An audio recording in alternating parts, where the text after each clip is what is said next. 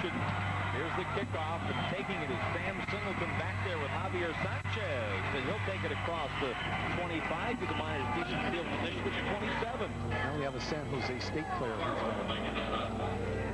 Everyone knew it was bad when it happened because Neil would never lay there. You knew something was wrong. As soon as he went down, the trainers frantically waving for me to come over, and I knew at that point it was a serious injury.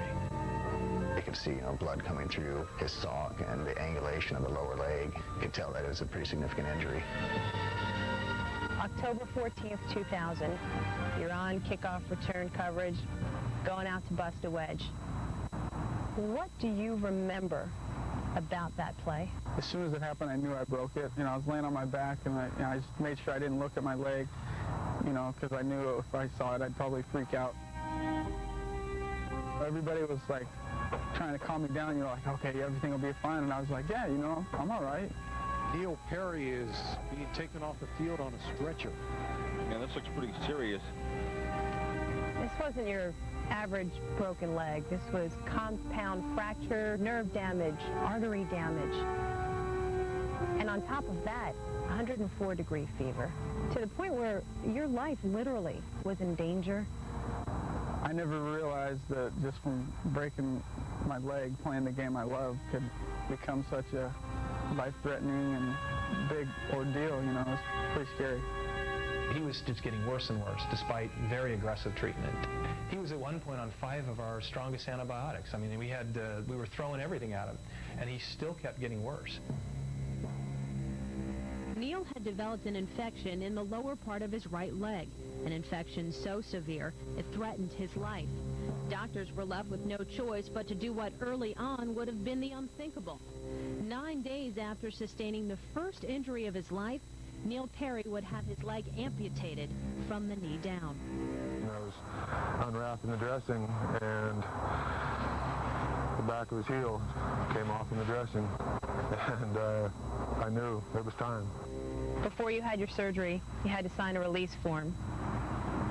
It was something you couldn't do right away, was it?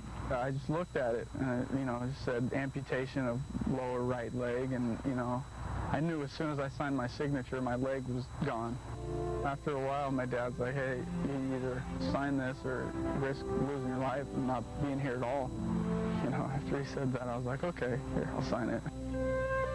After the surgery, Neil laid out the course for his future. In his eyes, there were no limitations, only possibilities. After watching a football game with his father the night after the surgery, Neil decided, much to the skepticism of his doctors, he would one day return to the game he loved. I leaned over to my dad and I was like, hey, you think I'll be able to run after all this? And he was like, yeah, why not? So I started watching the game again, and I just started thinking, like, if I can run, I can play football. And ever since then, I've just had that on my mind. I love you guys, and I'll be here if you need me. And just want to let everybody know I'm going to play again.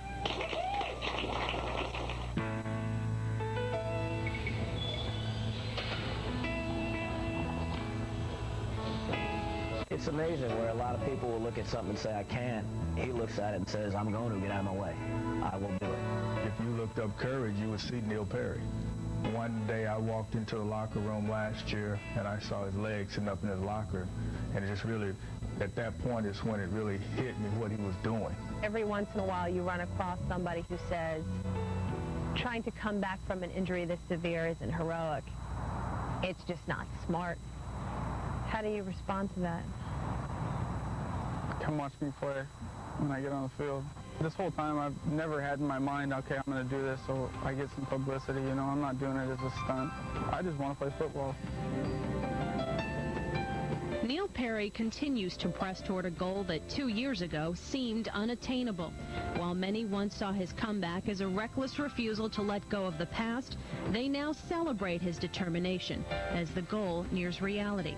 For when football arrives next fall at San Jose State, this Spartan will be ready for battle. Neil's always said, don't be afraid for him, be afraid for the first person he comes into contact with. A lot of people's dreams will actually be lived through Neil Parry.